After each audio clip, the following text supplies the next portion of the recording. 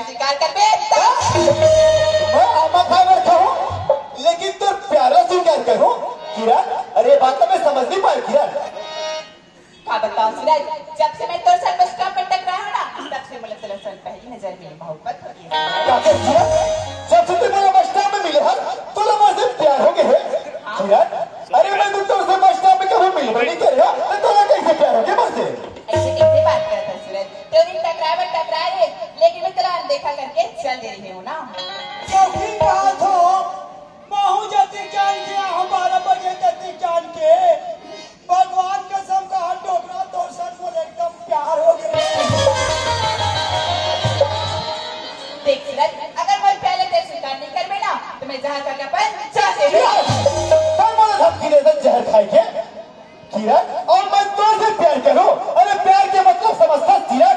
अरे प्यार शब्द तो जुबान में एकदम समझ जाए। और किरण मैं जहर खा के मरना चाहता। अरे तोरा जहर खाना तो जहर खा के